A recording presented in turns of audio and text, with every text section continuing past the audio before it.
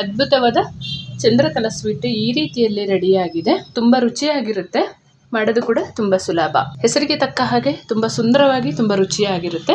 ನಮಸ್ತೆ ಎಲ್ಲರಿಗೂ, ಎಲ್ಲರನ್ನು ನನ್ನ ಚಾನಲ್ಗೆ ಸ್ವಾಗತ ಮಾಡಿಕೊಂಡು ಇವತ್ತು ಅದ್ಭುತವಾದ ಒಂದು ರೆಸಿಪಿ ಮಾಡ್ತಾ ಇದ್ದೀನಿ. ಬನ್ನಿ ಹೇಗೆ ಮಾಡೋದು ನೋಡೋಣ. ಇವತ್ತು ಅದ್ಭುತವಾದ ಒಂದು ಸ್ವೀಟ್ ಮಾಡ್ತಾ ಇದ್ದೀನಿ. ಅದೇನಪ್ಪ ಅಂದ್ರೆ ಚಂದ್ರಕಲಾ ಸ್ವೀಟ್. 1.5 ಕಪ್ಪಷ್ಟು ಮೈದಾ ಹಿಟ್ಟನ್ನು ತಗೊಳ್ತೀನಿ. ನೀವು ಕಪ್ಪ ಅಥವಾ ಬೌಲ್ ಯಾವುದಾದ್ರೂ ಒಂದು ಅಳತೆಗೆ ತಗೊಳ್ಳಿ. ಒಂದು 1/4 ಟೇಬಲ್ ಸ್ಪೂನ್ ಅಷ್ಟು ಬೇಕಿಂಗ್ ಸೋಡಾ ಹಾಕೊಳ್ತೀನಿ.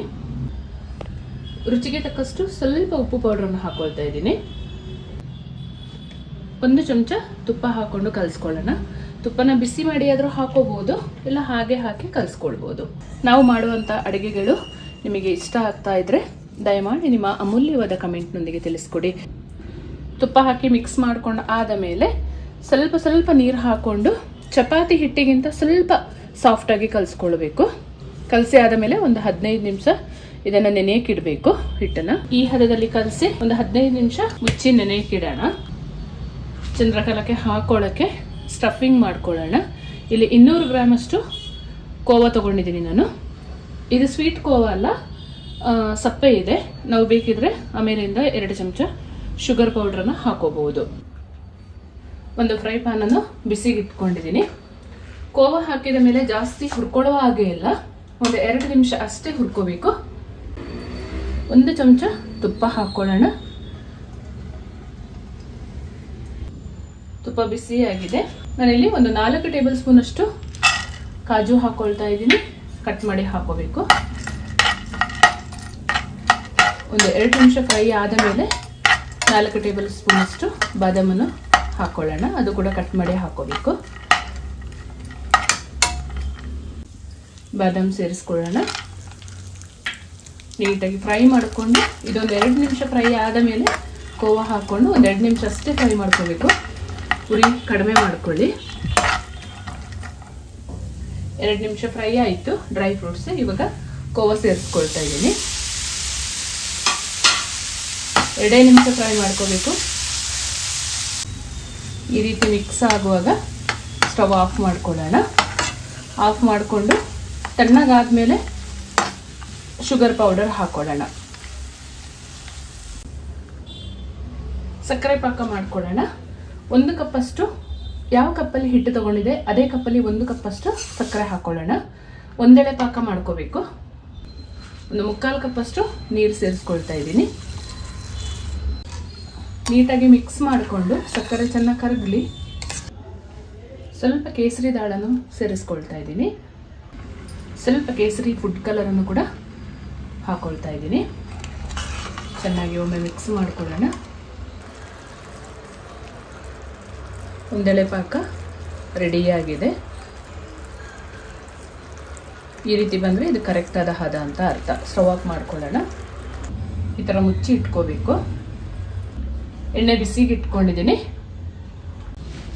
ನಾವು ರೆಡಿ ಮಾಡ್ಕೊಂಡಿರುವಂಥ ಕೋವಾ ಸ್ಟಫಿಂಗ್ ನೋಡಿ ತಣ್ಣಗಾಗಿದೆ. ಇವಾಗ 2 ಚಮಚ ಸಕ್ಕರೆ ಪೌಡ್ರನ್ನು ಹಾಕೊಳ್ತೀನಿ ನಾನು. ಬಿಸಿ ಇದ್ದಾಗ ಹಾಕೋಬಾರ್ದು, ಯಾಕೆ ಅಂತ ಹೇಳಿದರೆ ಕೋವಾ ನೀರಾಗೋಗುತ್ತೆ. ಹಾಗಾಗಿ ತಣ್ಣಗೆ ಮಾಡಿಕೊಂಡೇ ಹಾಕೋಬೇಕು. ಒಂದೊಂದು ಮಾರ್ಕೆಟಲ್ಲಿ ನಿಮಗೆ ಸಿಗುತ್ತೆ, ಸಕ್ಕರೆ ಹಾಕಿದ ಕೋವನ್ನೇ ಸಿಗುತ್ತೆ. ನೀವು ತಗೊಳ್ಳುವಾಗ ಕೇಳಬೇಕು ಅವ್ರನ್ನ.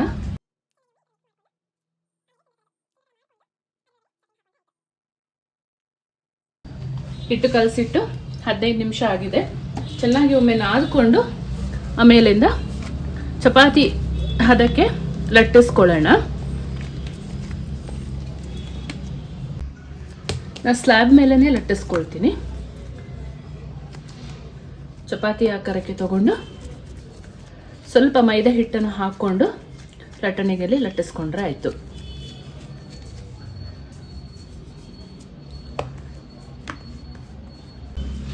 ತೀರ ತೆಳ್ಳಗೇನೂ ಬೇಡ, ತೀರ ದಪ್ಪನೂ ಬೇಡ.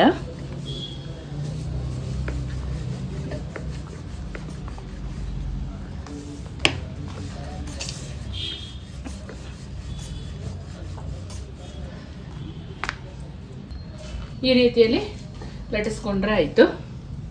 ಇಷ್ಟು ದಪ್ಪ ಇರಲಿ. ಈ ಥರ ಒಂದು ಸಣ್ಣ ಬೌಲ್ ತಗೊಂಡು ಒಂದೇ ಸೈಜ್ ಈ ಥರ ಕಟ್ ಮಾಡ್ಕೊಳ್ಳೋಣ. ಒಂದರ ಮೇಲೆ ಒಂದು ಹಾಕೊಳ್ಳೋಕ್ಕೆ ಒಂದೇ ಸೈಜ್ ಇರಬೇಕಲ್ಲ, ಹಾಗಾಗಿ ಎಲ್ಲವನ್ನು ಇದೇ ಥರ ಮಾಡ್ಕೊಳ್ಳೋಣ. ಈಗ ಸ್ಟಫಿಂಗ್ ಹಾಕೊಳ್ಳೋಣ. ಮಧ್ಯಕ್ಕೆ ಹಾಕೋಬೇಕು, ಸೈಡಲ್ಲಿ ಚೆನ್ನಾಗಿ ಸೀಲ್ ಮಾಡ್ಕೋಬೇಕು. ಅದನ್ನು ಈ ರೀತಿಯಲ್ಲಿ ಹಾಕ್ಕೊಂಡು ಮೇಲ್ಗಡೆ ಒಂದು ಈ ಪೂರಿ ಥರ ಲಟ್ಟಿಸ್ಕೊಂಡಿದ್ವಲ್ಲ ಅದನ್ನು ಹಾಕ್ಕೊಂಡು ಚೆನ್ನಾಗಿ ಸೈಡೆಲ್ಲ ಸೀಲ್ ಮಾಡ್ಕೋಬೇಕು. ಈ ಥರ ಜಾಸ್ತಿನೂ ಹಾಕ್ಕೊಳ್ಳೋಕೆ ಹೋಗಬೇಡಿ.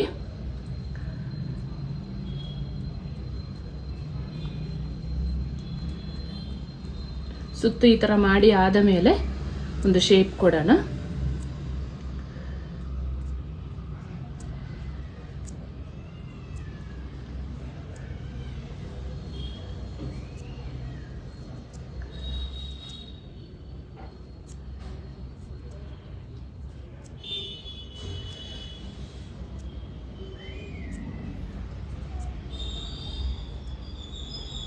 ಈ ಥರ ನೆರಿಗೆ ಥರ ಮಾಡಿಕೊಂಡ್ರೆ ಚಂದ್ರಕಲಾ ನೋಡೋದಕ್ಕೆ ತುಂಬ ಚೆನ್ನಾಗಿ ಕಾಣಿಸುತ್ತೆ.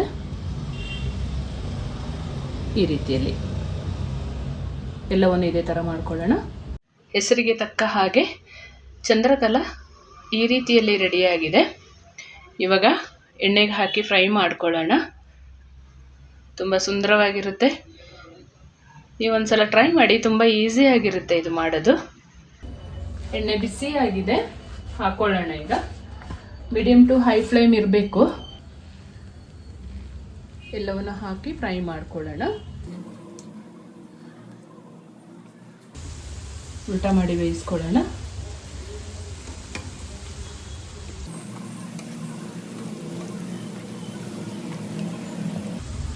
ಒಂದು ಸ್ವಲ್ಪ ಗೋಲ್ಡನ್ ಕಲರ್ ಬರಬೇಕು, ಆವಾಗ ತೆಗೆದು ಪಾಕಕ್ಕೆ ಹಾಕೊಂಡ್ರೆ ಆಯಿತು.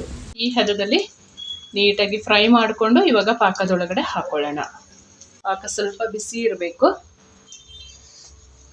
ಎಲ್ಲವನ್ನು ತೆಗೆದು ಹಾಕೊಳ್ಳೋಣ. ಪಾಕದಲ್ಲಿ ಕೂಡ ಉಲ್ಟಾ ಮಾಡಿಕೊಂಡು ನೀಟಾಗಿ ಅದೆಲ್ಲ ಕುಡಿಬೇಕು ಪಾಕ. ಸ್ವಲ್ಪ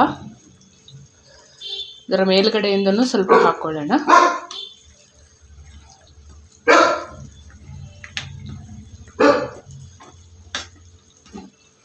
ಮುಚ್ಚಿ ಒಂದು 10 ನಿಮಿಷ ಇಡೋಣ. ಪಾಕ ಸ್ವಲ್ಪ ಬಿಸಿ ಮಾಡ್ಕೊಂಡಾದ ಮೇಲೆ ನೋಡಿ ಸ್ವಲ್ಪ ತೆಳ್ಳಗಾಯಿತು. ಈ ಥರ ಬಿಸಿ ಮಾಡ್ಕೋಬೇಕು. 5 ನಿಮಿಷ ಆದ ಮೇಲೆ ತೆಗೆದು ಬೇರೆ ಪ್ಲೇಟಿಗೆ ಹಾಕೊಳ್ಳೋಣ. ಅದ್ಭುತವಾದ ಚಂದ್ರಕಲಾ ಸ್ವೀಟು ಈ ರೀತಿಯಲ್ಲಿ ರೆಡಿಯಾಗಿದೆ. ತುಂಬ ಸುಲಭವಾಗಿ ಮಾಡ್ಕೋಬೋದು. ಪ್ರೊಸೆಸ್ ಸ್ವಲ್ಪ ಜಾಸ್ತಿ ಇರುತ್ತೆ. ಪಾಕ ಮಾಡ್ಕೋಬೇಕು, ಸ್ಟಫಿಂಗ್ ರೆಡಿ ಮಾಡ್ಕೋಬೇಕು, ಹಿಟ್ಟು ಕಲಿಸ್ಕೊಳ್ಬೇಕು ಅಂತ. ಆದರೆ ತುಂಬ ಅದ್ಭುತ ರುಚಿ ಇರುತ್ತೆ. ಹೆಸರಿಗೆ ತಕ್ಕ ಹಾಗೆ ಸುಂದರವಾಗಿ ರುಚಿಯಾಗಿ ಕೂಡ ಇರುತ್ತೆ.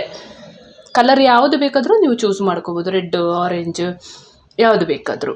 ಪಿಸ್ತಾದಿಂದ ಗಾರ್ನಿಷ್ ಮಾಡ್ಕೊಳ್ಳೋಣ. ನೀವೊಂದ್ಸಲ ಟ್ರೈ ಮಾಡಿ, ಹೇಗೆ ಬಂತು ಅಂತ ನಿಮ್ಮ ಅಮೂಲ್ಯವಾದ ಕಮೆಂಟಲ್ಲಿ ತಿಳಿಸೋದನ್ನು ಮರಿಬೇಡಿ. ಹಾಗೆ ಹೊಸಬರಾಗಿದ್ದರೆ ನನ್ನ ಚಾನಲ್ಗೆ ಸಬ್ಸ್ಕ್ರೈಬ್ ಮಾಡೋದನ್ನು ಮರಿಬೇಡಿ. ಒಂದನ್ನು ಕಟ್ ಮಾಡಿ ಟೇಸ್ಟ್ ಮಾಡ್ಕೊಳ್ಳೋಣ. ಅದ್ಭುತವಾಗಿ ರೆಡಿಯಾಗಿದೆ. ತುಂಬ ರುಚಿಯಾಗಿರುತ್ತೆ. ಒಂದ್ಸಲ ಟ್ರೈ ಮಾಡಬೇಕು ನೀವು. ತುಂಬ ಅದ್ಭುತವಾಗಿದೆ. ನಾನು ಮಾಡುವಂಥ ಅಡುಗೆಗಳು ನಿಮಗೆ ಇಷ್ಟ ಆಗ್ತಿದ್ರೆ ದಯಮಾಡಿ ನಿಮ್ಮ ಅಮೂಲ್ಯವಾದ ಕಮೆಂಟ್ನೊಂದಿಗೆ ತಿಳಿಸಿ. ಹಾಗೆ ಲೈಕ್, ಶೇರ್, ಸಬ್ಸ್ಕ್ರೈಬ್ ಮಾಡೋದನ್ನು ಮರಿಬೇಡಿ. Thank you for watching.